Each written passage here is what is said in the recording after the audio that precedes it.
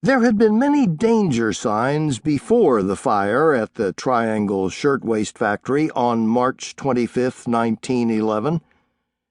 Just 4 months earlier, 25 workers had died in a similar fire in a factory in Newark, New Jersey, just across the river from Manhattan.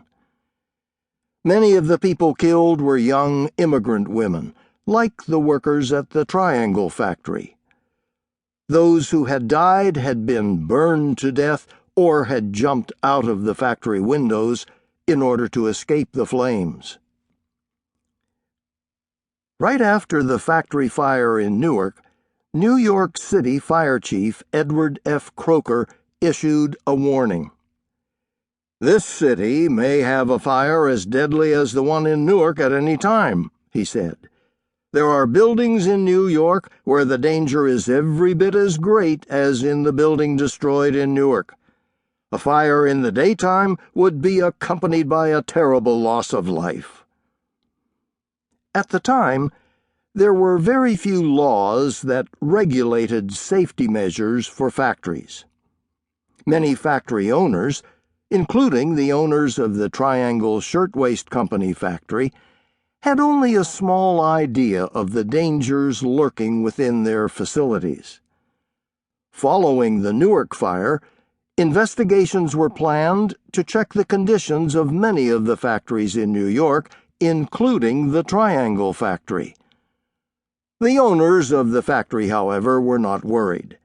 They were breaking no laws and had listened to all the suggestions made by the fire department about fire safety regulations. The Triangle Shirtwaist Company factory had passed numerous inspections, including one only 5 months before the fire on March 25th. The workers at the Triangle factory made women's shirtwaists, a popular kind of blouse made of a thin, flimsy fabric that easily caught on fire. There had been minor fires in the factory in the Ash Building before, but the building was considered fireproof. However, fireproof only meant that the building itself would not collapse if a fire occurred. It had nothing to do with the materials inside the building being resistant to fire.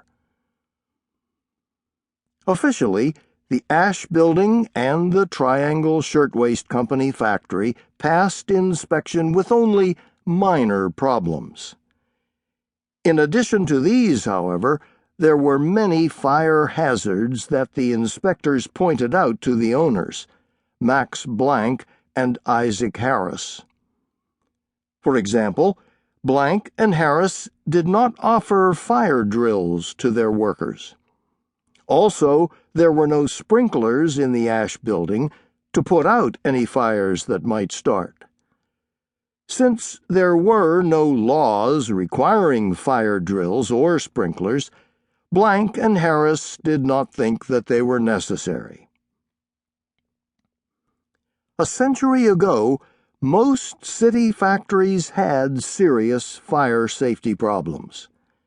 At the time, firefighting equipment could not reach higher than 7 stories, but many factory buildings were much taller than that. Many did not have enough doors, staircases, or fire escapes to serve the number of people working in the factory.